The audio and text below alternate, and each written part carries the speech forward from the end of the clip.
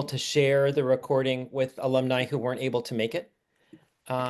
Thanks everybody for coming. Today is March 23rd, 2025, and this is the 2025 Town Hall for the YRC Alumni Association. I'm Ben Rifkin, I'm president of the YRC. I'm delighted to welcome everyone here. We have a formal agenda that was distributed by email, and so we're just going to proceed in accordance with that agenda. So the first item on the agenda is about board membership and the election of officers. And Jamie Peterson, who's the secretary of the board and member of the board, of course, and Richard Osborne, who is the chair of our nominations committee, are going to talk with us about election of members to the board that unfolded in the course of a few months, December of last year through February of this year, and the election of officers for 2025 that happened in February of this year, and plans for elections of members to the board for the end of this year. So Jamie and Richard, you're on. Okay, thank you. Richard should probably go first because his part of the process comes first, but I will just say that it's been, I don't know how long now, 6 or 7 years since we moved to a new generation of board members and divided up the slots on the board so that we elect about a third of the board members each year to 3-year terms.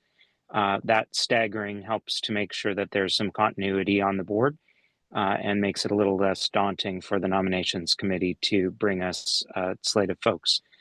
This year we had 3 openings, and so maybe I'll pass it over to Richard to talk about the process that they went through to bring those nominations to the board. All right, thank you, Jamie. Yes, the nominations committee, if you don't know, it's composed of 5 members, 2 of whom are members of the YRCAA Board of Directors and 3 other non-director alumni. And the 2 members of the board who are on the nominations committee this year were Fiona Blank, and then usually it would be Ben, but since he was an incumbent up for election this season, he recused himself, and Andrew Scott acted as one of the other 2 director members of the nominations committee. I'm the non-director chair of the nominations committee, and the other 2 non-directors are Elvis Lewis and Reed Morgan. Our role is to develop and recommend a slate of director candidates each year, which we start doing in about the fall of the preceding year. So we're in a position to recommend a slate to the board for their vote at their annual meeting, the board's annual meeting, which is generally around the end of January or the beginning of February. So as Jamie mentioned, with the implementation of the staggered terms a few years ago, with 3 classes of directors, 3 classes of directors, a third of whom are elected each year. The work of the nominations committee has gotten generally lighter. This year, we only held 2 meetings, one in late October and our second meeting in early December of 2024. In between meetings, we corresponded, stayed in touch, the nominations committee members by email and telephone. And in about mid-October, I think it was, we sent out the first broad call to all alumni for calling for self-nominations. And then we sent out a reminder about the end of November, and ultimately ended up with a slate of 3 directors, all of whom were incumbents, and we recommended a slate in our report in early January. And those 3 directors, I know that there's been a notice already sent out, an announcement. Those 3 directors who were reelected to 3-year terms are Ben Rifkin, Alex Mihailovich, and Glenn Storrs. So if you have any questions, please let me know. Thank you, Richard. Much appreciated. And I promise to return to the nominations committee in the fall for the next season, now that I'm not myself up for re-election. So thank you. Thank you. Yeah. So the board then, of course, held its annual meeting. We did follow the recommendations of the nominations committee, as I think we have done every time since we've established the nominations committee. And then our other major business for the annual meeting was to elect officers for the coming year. Ben agreed to stay for one more year as president, although he put everyone on notice that this will be the final year for him to be president. Obviously, he'll have a couple more years on the board after that to complete the current term. But we are in the process of discerning who will step forward from among the board members to serve as the president for the coming year. I agreed to stay as the secretary. I won't say how many. I think it's 21 years or something like that now. But anyway, and then Ray graciously agreed to stay on as treasurer. And thank you, Ben and Ray, for that service. It's a pleasure to work with both of you. That completes, well, I'll just say, Mr. President, that we maintain a qualification with the, well, we're organized in the state of Washington, so we have to renew there every year. We maintain qualifications as well for tax and investment purposes with the states of Connecticut, with the state of Connecticut and the Commonwealth of Massachusetts. And in addition, we file a federal tax return every year. And that, other than keeping the minutes, summarizes my duties. I will pass it back to you. Thank you. Thank you, Jamie, and thank you for your service as secretary. We're all indebted to you for all the work you do. So round of applause for Jamie and Ray. You know, as I mentioned, you'll be hearing on the listserv about the opportunity to stand for election, to self-nominate to serve on the board. That will come out probably sometime late November-ish. Is that right, Richard? Generally, we'll set up the first notice in about October, maybe a few weeks before an early December deadline, with a reminder around Thanksgiving. Thank you. Thank you. So, you know, please, those of you who are attending in person or synchronously with us on Zoom, and those who may be watching the video recording a bit later, you know, please begin to think about the possibility of stepping forward in service and leadership to stand for election to your board. Let's turn now to the treasurer's report, and I apologize to everybody that I did not distribute this in advance by email attachment. So Ray will put things up on the screen, and we'll figure out a way to disseminate the information after the town hall. So if there are questions that come up later, you'll be able to ask them if you didn't see it now. So Ray, please go ahead. So can everyone see the financial statement that I'm sharing? I'm attempting to share. Yes, no? Yes. Make it larger. Okay, great. Thank you. You know, Yes, so I do. You can make it larger. Yeah, I would like to let everybody know in your Zoom screen, the one tab that is just this meeting and another tab that says raise screen. And if you go to the tab that says raise screen, there's a circle with 3 dots. If you click on that circle, there's a percentage, you can increase the size.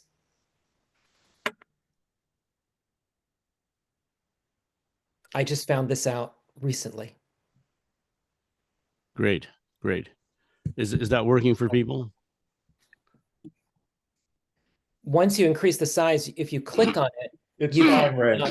you can move it around to see different parts, because if you increase the size, you won't see the whole spreadsheet at once. But once you click on it, you have a little hand, and then you can, with your mouse, slide the document up and down. Perfect. Okay, yeah, so that is working. Okay, so what I'm showing is the financial statement for the general fund. And you'll see that if we look at the top of the balance sheet, we'll see that our total assets have increased substantially, and that's primarily because we received a previously unprecedented gift from Murray and Cammie Sargent in the amount of $40,000 to be used where it's needed most.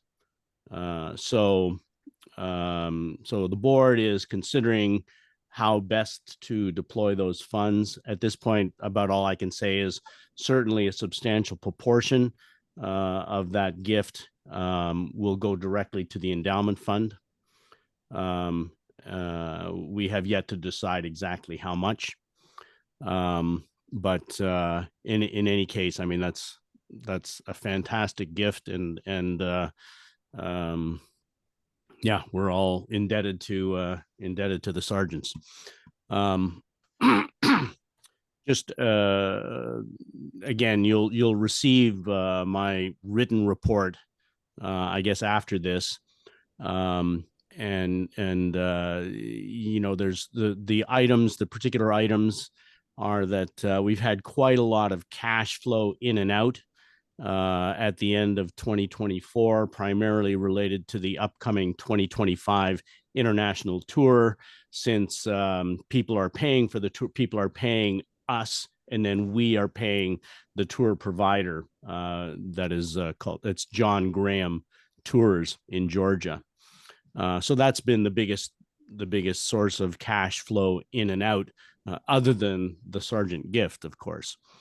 So our net income, because of that substantial gift, is again about $44,000 to the plus side.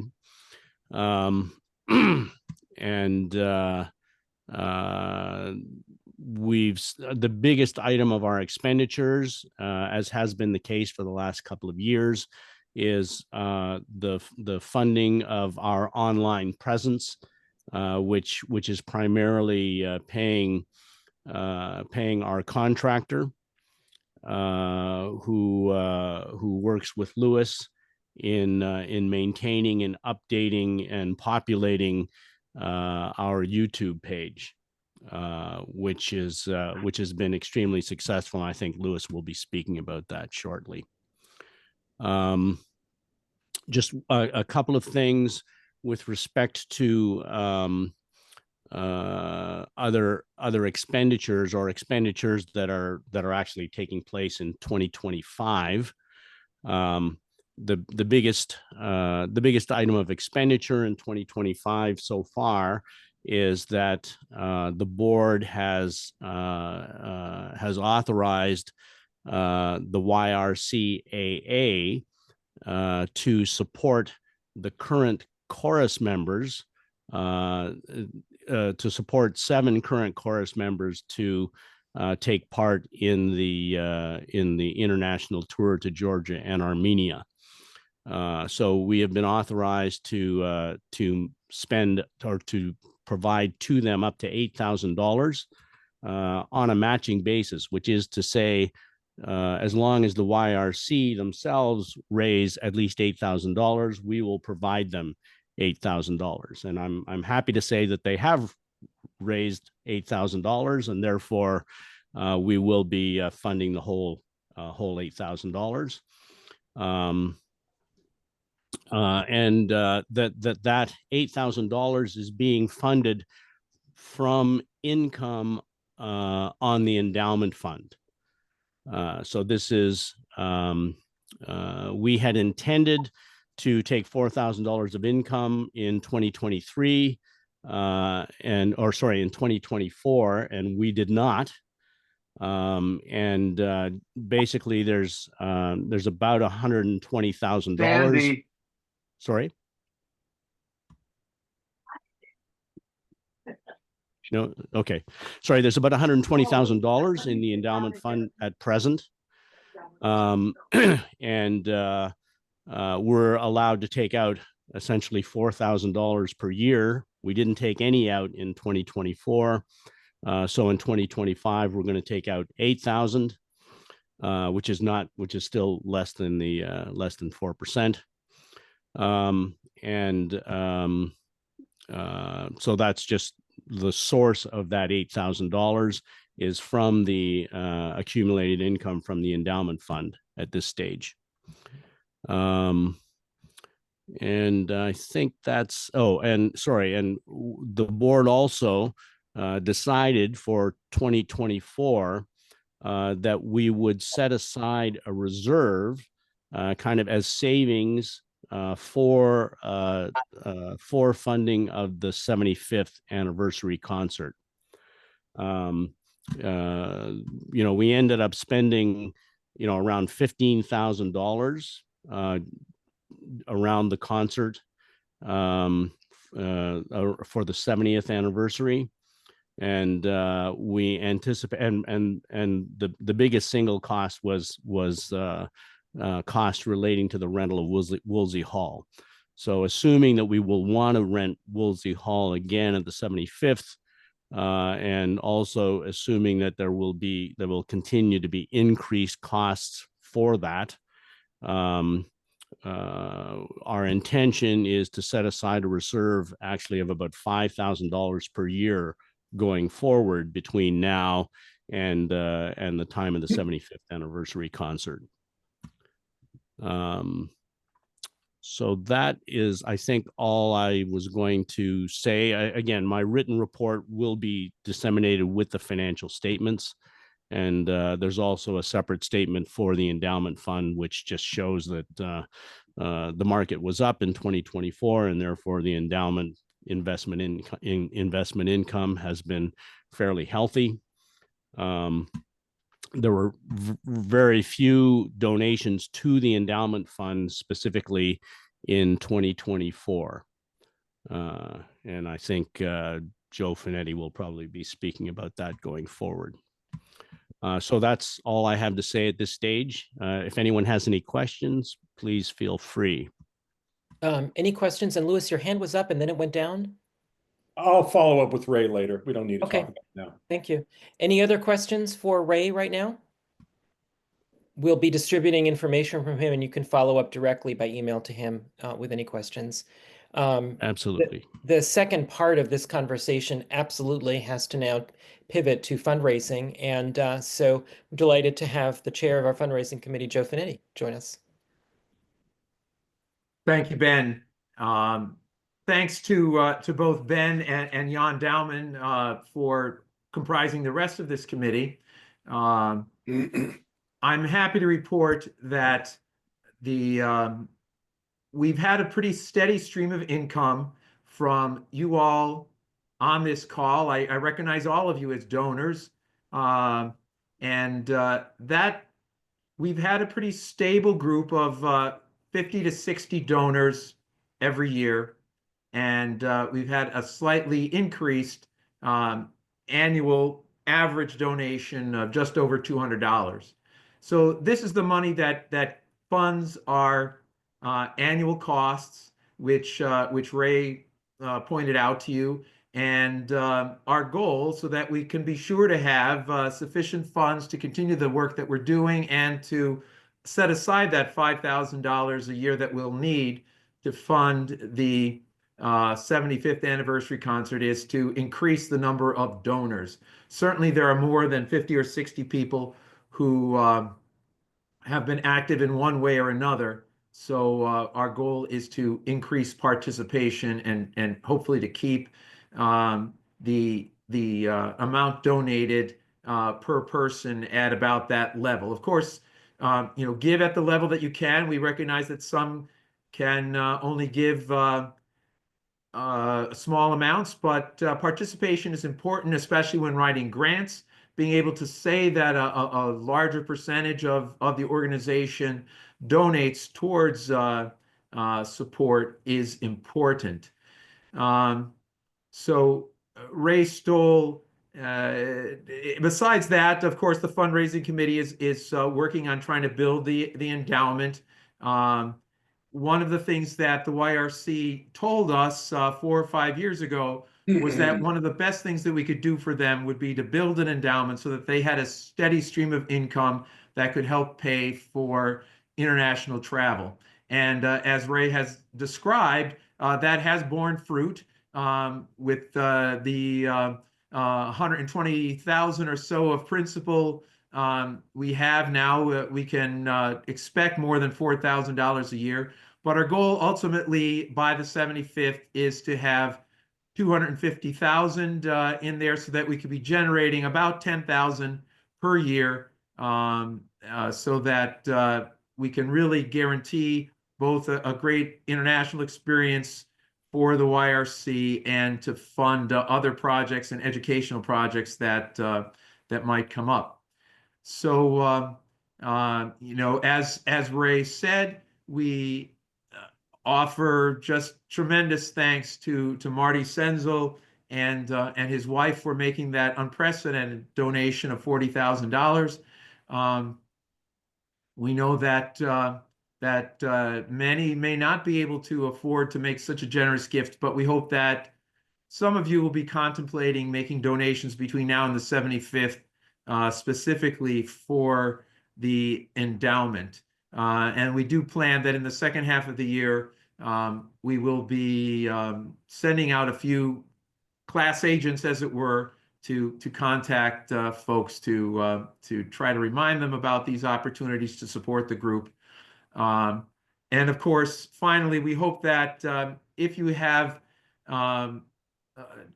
any thoughts about a legacy gift, last will and testament, Marty Senzel, who sadly passed last year, left us an amount in his will, which we obtained in January, and we're grateful, obviously, for that. And we hope that folks will keep that opportunity.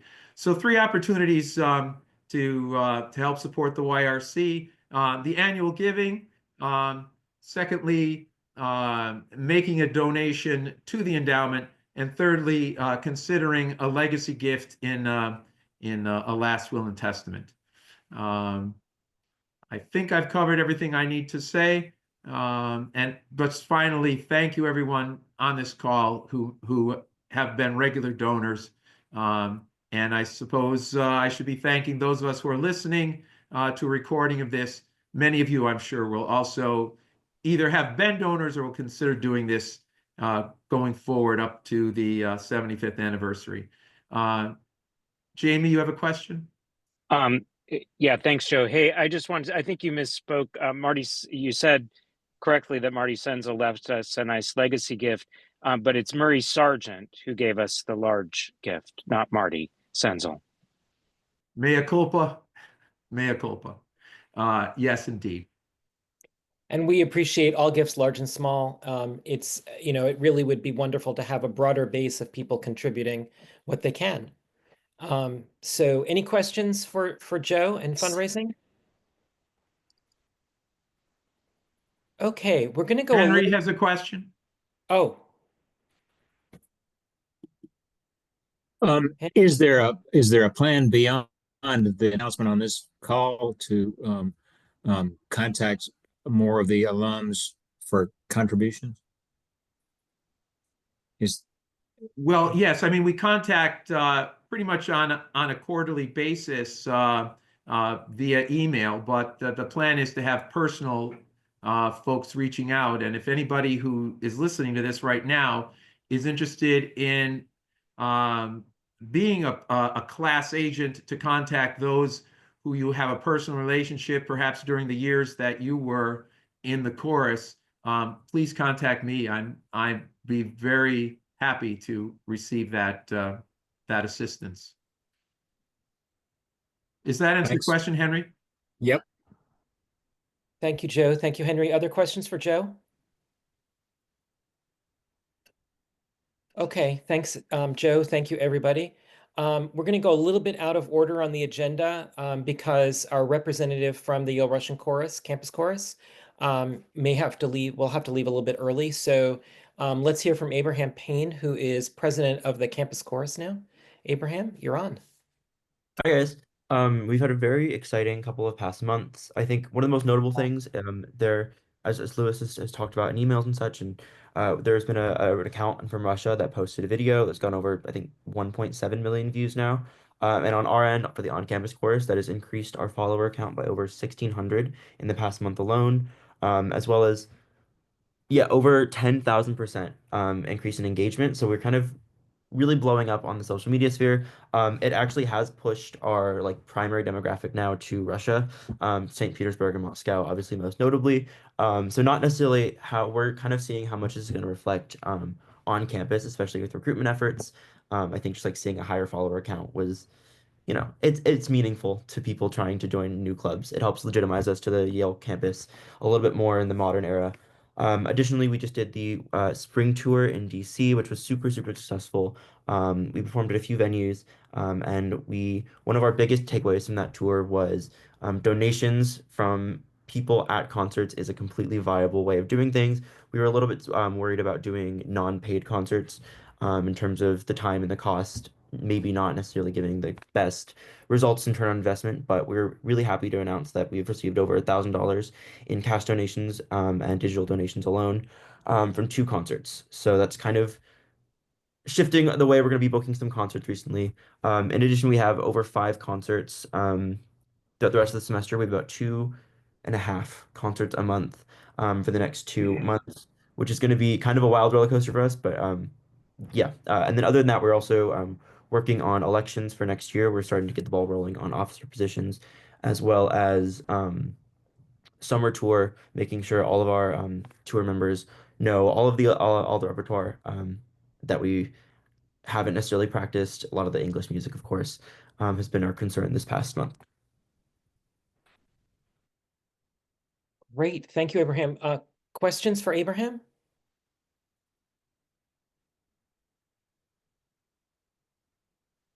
Alex?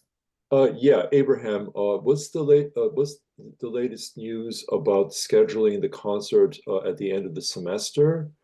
Do you have any new information about that? Yes, actually, kind of semi-related to what I didn't say earlier. We do have a new assistant business manager. Our business manager, Andre, who's actually on a transatlantic flight right now, has helped appointed Amelia Stefanovics, excuse me, as assistant business manager, and so she's now actively working to set the date with that concert. Okay. As the liaison representative for the executive committee, could you send me her contact and information about that? Yes, absolutely. I can do that. I'll do that right now, actually. Okay, great. Thank you.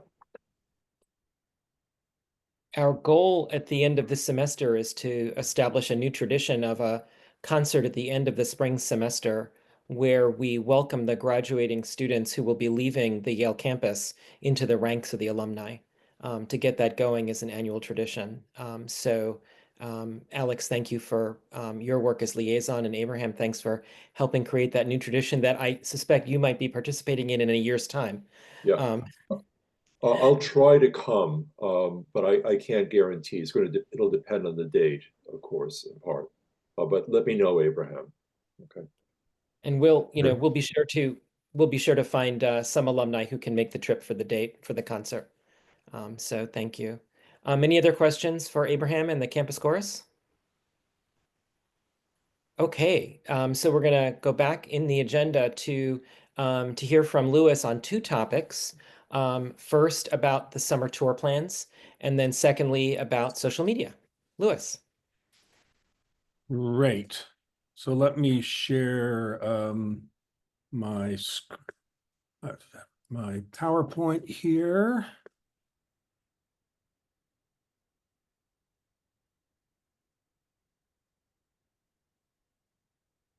So yes, we have a strong tour group getting ready to go to the Caucasus this summer. We have 34 singers who are going to be attending. We are going to be singing under the name you see here, Yale University International Chorus, Diplomats of Song. Lewis, hold on a second. We're seeing your calendar. We're seeing your calendar, not the PowerPoint. How can that be? It says you're in a town hall right now. Well, that's good to know. Let me try this again.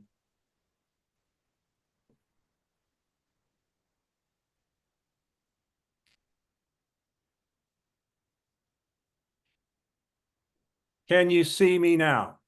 Yep. Looks like we're seeing Yale University International Chorus, Diplomats of Song. All right, now can you still see my screen? Great. Okay, sorry, things happen in Zoom. Anyway, yes, Yale University International Chorus, Diplomats of Song. So the name Yale University International Chorus is new.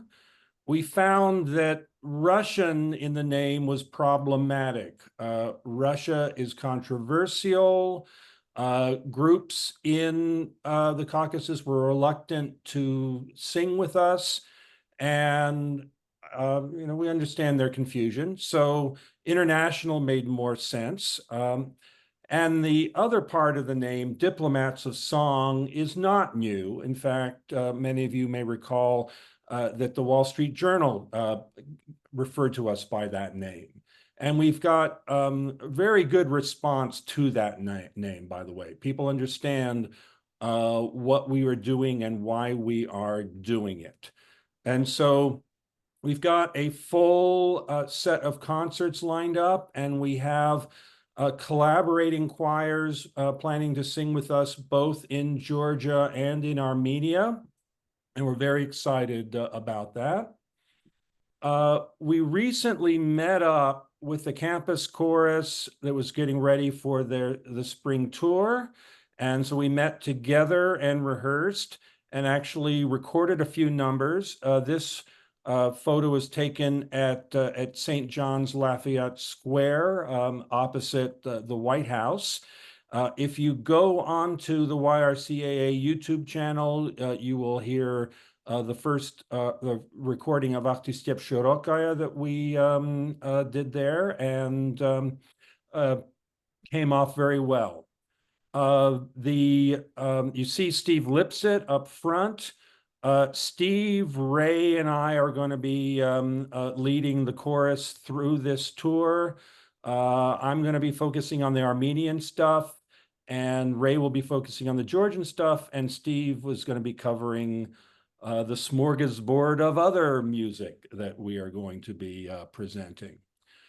So as an international chorus, this has an effect on what music we present and how we present it. Our key focus here is to ensure that our programs are international, reflect well on the United States, and are culturally sensitive. Little Lake City Way is. Jamie, can you mute, please? I just muted. Okay. So this is a partial list, just alphabetical, and you can sort of see what's in common and what's new.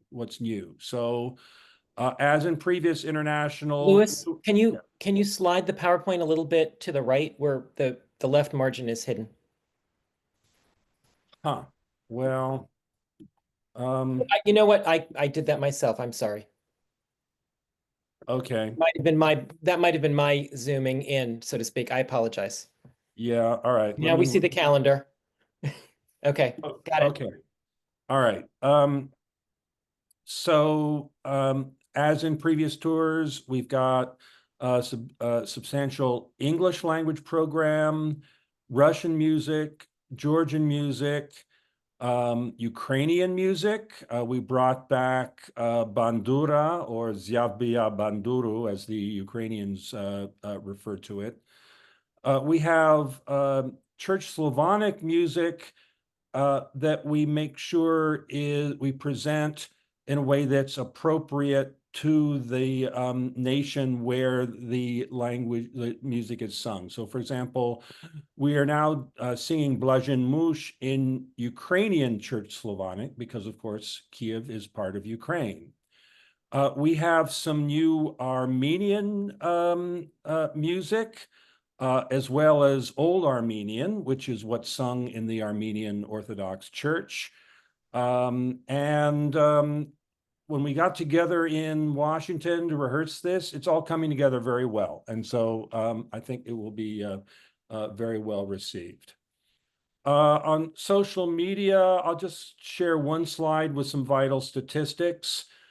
We are up to over 21,000 subscribers on YouTube, roughly 1,000 new subscribers a month. We have a total of 3.4 million YouTube views to date, and 2.3 million Instagram views. So the video that Abraham referred to, it's already up to 2.3 million. We also have a substantial following on VK, a Russian channel. Not as much as the others, it's a smaller channel, but it's important to have a presence there. And I think it's because of our presence on VK that other Russian channels pick us up, which is why we had such a presence on Instagram. So overall, I think very good results, and I look forward to publishing recordings from the upcoming tour, and I'm sure people around the world will enjoy them. Any questions for me? Alex? I think I was just looking at your list where you indicate the nationality or national origins of some of the songs. Important to point out that the composer of Благослови Bortnyansky was Ukrainian. This is true. You know, It's a matter of debate to what extent, he's claimed both by Russia and Ukraine, and I don't want to get into that dispute. right. I mean, right it's a now. separate question how he self-identified, but just in terms of his geographical origin and his upbringing, he was from Ukraine. Let's put it You're this quite way. right. That's right. So something else to bear in mind. I don't know if that would affect like tweaking the listing of it. As it turns out, we don't have any Bortnyansky on the program, so it's not a problem now. But to your point, I've noticed that in some of the upcoming campus concerts, they're singing what we used to refer to as mnoga as mnohayalita. So there's an example where it's made the transition to Ukrainian pronunciation. Okay. Thank you. Any other questions for Louis? Thank you, Louis. And a special thank you to everybody who's working on making this tour happen. It promises to be really wonderful, and I look forward to, I wish I could go. I look forward to seeing photographs and hearing stories. So we're going to move on now to Alex with an update from the logo committee. Ben, could you give me some privileges for sharing the screen? You should have it. Oh, I should have it. Okay. All right. Hang on. Give me If one you can't second. share, let me know. But I set it just- up that way for everybody to share. Hang on. Oh, Jesus. I don't see where the button would normally be. Maybe I'm missing it. Excuse Maybe me. expand your window Okay, hang on. or click on more. Just one second. I'm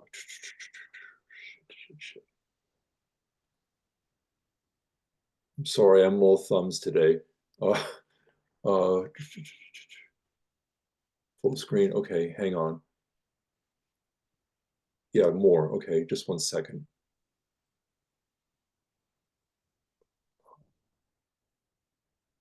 I don't see it. I see just for whiteboard, but not a share screen. Or should I just go to white? No, it should be between React and or next to React. If you look at the bottom, participants, chat, React, share. Share. Okay, yeah, I see it. Yeah. I'm sorry. Okay. Yeah. I'm just waiting. Give me a second.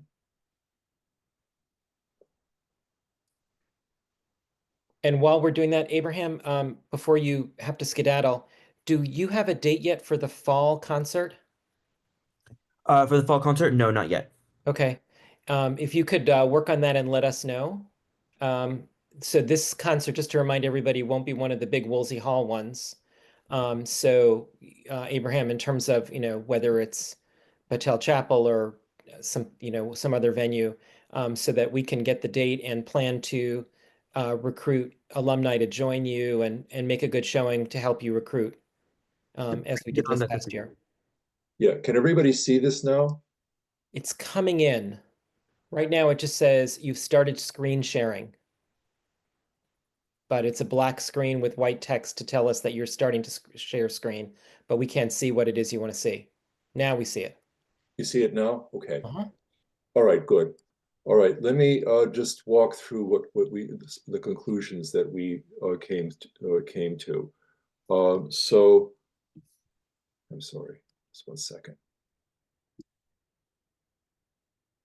Jesus. All right. Actually, wait. Let me just stop this and show from start. Okay.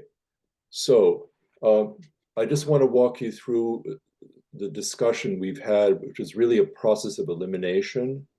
So there's this old, can everybody see this logo? Mhm. Okay. Yes. So there's of course the old double-headed eagle logo, which we had, and we essentially decided that we should scuttle that because of its associations with Russian imperial power that are especially, sensitive at the moment, the present political moment. Scalability, let me just say, is a virtue with whatever logo we choose. One aspect of this particular logo is that it is very scalable. All right. Now, these are some other options that people were talking about, not necessarily taking them literally, but sort of fashioning a design based on some of them. For example, the old Yale Russian Chorus t-shirt, in particular, this symbol, possibly, or some version of it. And again, scalability should be something that's either round or square, or something that can fit easily within that sort of a format. We might be able to sort of, for example, put a YRC underneath this particular onion dome is one possibility. And this is one of the other previous logos that we had. All right. This is just brainstorming on my part about using a non-Russian source for the Yale Russian Chorus logo. This is from the Kievo-Peshersky monastery where Blажен Muž was first composed. Ben, however, pointed out correctly that having the initials of the organization over something in Ukraine might be interpreted as a kind of an imperial Russocentric overreach, right? I should also point out that we've been having these discussions in the logo committee with the on-campus chorus, and we all agree that it would be a good idea to have one logo for both entities and simply add AA at the end of the initials for underneath whatever image we decide to have for the organization. Now, that might bring us into some other problems with scalability, but I think we should just sort of bracket those for now and think of a usable image that can serve for both organizations. Scalability. So on the left, you have the logo for, as an example, logo for the on-campus Buddhist organization. On the right, the Chinese American Student Association. One nice thing about both of these is there's a kind of a pithiness to it. There's not a lot of granular detail or shading in the image, which makes it very easy to reproduce in different formats. Some people on the committee, particularly from the campus group, were sort of broaching the subject of using some variation of the Firebird theme, given that it is to some extent a kind of a pan-Slavic fairy tale, although I should point out that it's primarily Russian. So that's a consideration we should, take aboard, I think. But, of course, the Firebird, it sort of brings into mind, sorry for all you Yaleys, here bringing in the University of Chicago logo, but the image of the Phoenix.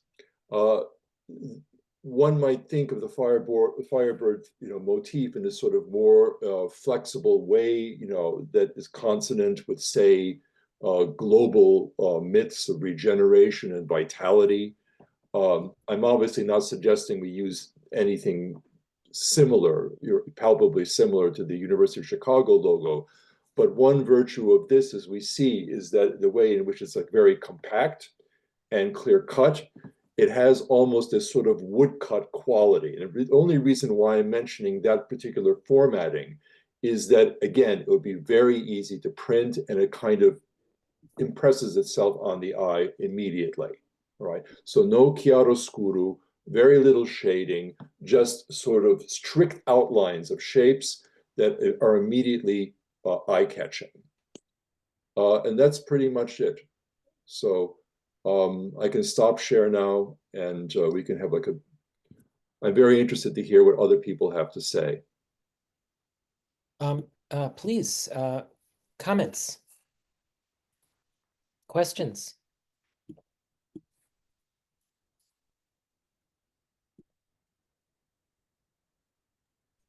Let me point out that these alternate logos that I've shown you, these were all from our the discussion thread we had on email.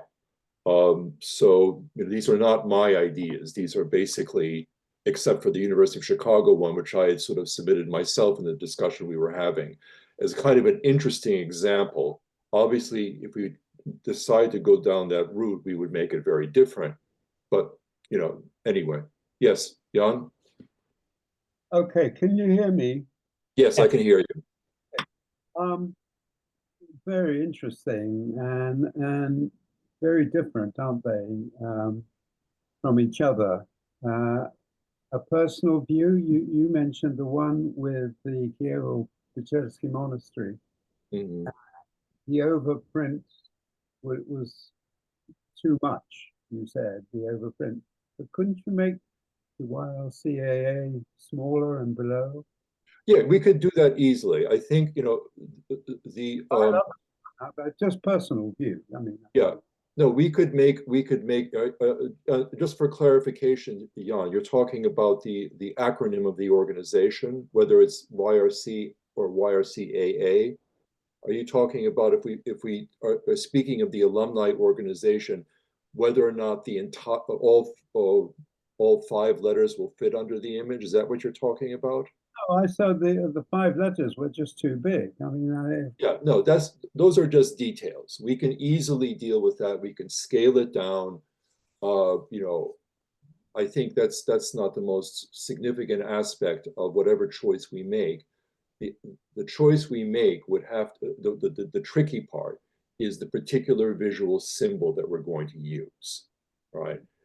Because I think we were all in agreement on the committee, and Fiona had some great comments, about this, that, it's just too loaded having the double-headed eagle, all right? And we don't want to, I also reached out to Alex Kuzma asking his opinion some time ago, and I got back to him, in touch with him again, but I didn't hear from him. I think he's very busy right now with relief efforts, among the Ukrainian population against the Russian invasion. So I think that's why I haven't heard from him, because I wanted his opinion about this. Yeah, my only process comment is that whatever you decide, it has to be sustainable for the next 10 years, irrespective of what's happening politically. Sure. And I just want to call to, if I may, for a moment, just call to everybody's attention something Alex said earlier, that the concern about the image of the cathedral in Kiev was not so much that the size of the lettering for the organization's acronym, but rather the idea that our organization, which has Russian in the title, would be appearing in a logo together with an image of something that is recognizably in Kiev. Right. And, so that constitutes, as Alex was saying earlier, a significant ethical problem that is, correlated, I think, in similar ways to what Fiona pointed out with the use of the double-headed eagle. Right. The other aspect of it, I'll get to your question just a second, Joe. Sorry, I just wanted to sort of clarify this one other point, a follow-up to what you just said, Ben, which is one thing to bear in mind, I think, is that the classic onion dome, generally speaking, is more closely associated with Russian territory.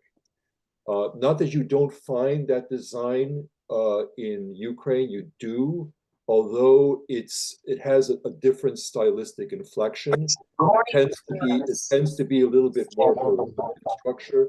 So one consideration, without necessarily using a specific church, using a representative image of a church, the kind of church that one could find in both countries, without necessarily having an association of Russian domination over Ukraine, because Ukraine also is very proud of its highly specific Baroque variation on church architecture, which, by the way, you can find in many parts of southern Russia. For example, in the areas, in Rostov and Taganrog. Alex, let me interrupt Okay, here for a so moment. anyway, yeah. Yeah, I Yeah, think so- we're getting into the weeds. So, Joe, Okay. your comment? Yeah, Joe. Thank you. So, Alex, just a couple of comments. There is the breast pocket, single dome with the Y on it, which I think is very simple and very scalable, but it has the problem that you mentioned, that it seems to only represent perhaps primarily Russia. Yeah. Our riffing off of the name that we're doing business as, it occurs to me that the domes found in Georgia are quite different from those found in Russia. And if we could have perhaps 3 different domes grouped together, smaller than the 5 or 6 domes that were on that graphic that we used for many years, with something very simple like the Y, which then could have the YRCAA added to it if necessary. I think that could be very scalable and also reflect the international aspects. I love the thing about that breast pocket Y with the simple dome is it's so simple, but it says everything. Yeah. I think that the phoenixes that you've shown, including the University of Chicago, could easily be misinterpreted as hearkening to the imperial eagle, which we want to avoid at all costs. And although I understand your desire to represent the Ukrainian monastery, I think that that's simply too busy. Besides the other objections, I don't see how that is scalable. Besides, well, of course, you'd have to take the crosses off. Yeah, no, it's not scalable, but I just wanted to give a sense of like sort of the somewhat different design of that particular monastery, which is something that it occupies in terms of style, a kind of sweet spot, one might think of it. I understand, and thank you for all the work you're doing. I hope this didn't sound too negative. No, it But I doesn't. think that you've put your fingers on the elements that we need. Yeah. Also, I just want to point out, Joe, I just want to add very quickly. I know we have other things to talk about, so I'm just going to make it as fast as I can. About Georgian domes, that's an excellent idea, because the design is very different. It's essentially it's more in keeping with sort of Byzantine architecture, which is distinctly it has a kind of a neutral character. In Eastern Europe, culturally neutral in some sense, or mediating. Alex, I'm gonna interrupt to say thank you so much. We've gotten some great ideas from the group, and I really appreciate that.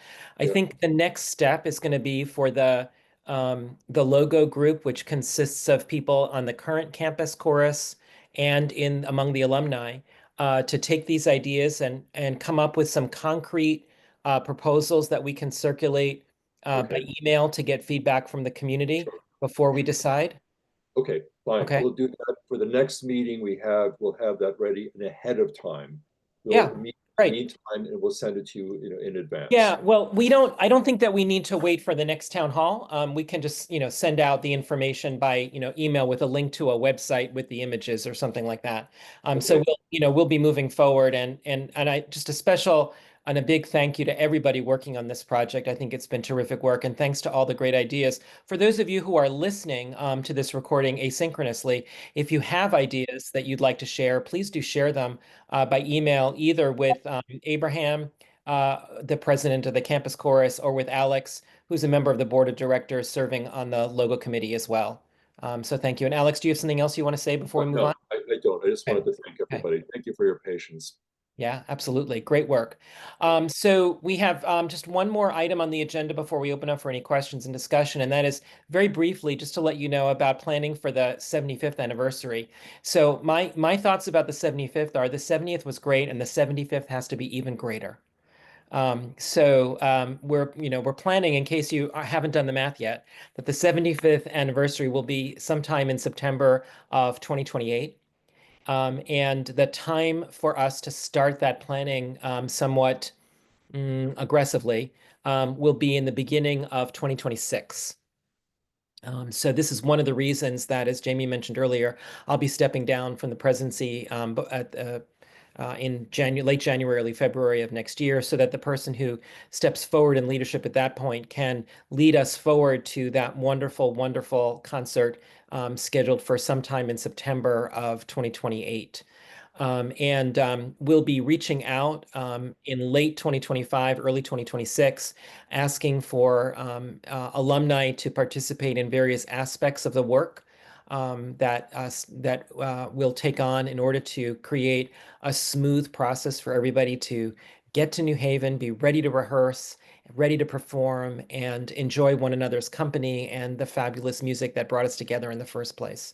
So stay tuned for more news about that, because it's less than a year away for us to start this intensive work, intensive planning. Louis? Yeah, I just want to add that in conjunction with the anniversary concert, I'm planning to publish a new edition of the songbook. So if anybody, thinks of favorite songs that didn't make it into the last edition, or the campus course has got new arrangements, if you guys want them to be included in the new songbook, let me know. I'll probably finalize the table of contents about a year before the actual concert. Fantastic, Louis. Thank you so much. And may I ask, are you planning to include the songs that the international tour group is planning to perform in the Caucasus? We will certainly include some from that. We'll Okay. decide how many of those we want to, but yes, Okay, great. we'll get new stuff there. Great. Thank you, Louis, for your work on that. And by the way, if any of you don't have the songbook, there's a way to order it from Lulu, and you can email Louis to get the the directions about how to do that. I love having my copy of it. It's terrific. So thank you, Louis, for all the work you put into that 2-volume edition. It's terrific. And I look forward to getting the updated one. So this is when we open up for any questions you may have. Those of you who are in the Zoom synchronously, this is your chance. And for those of you who are watching asynchronously or recording, you can email us with your questions. So any questions from those attending today?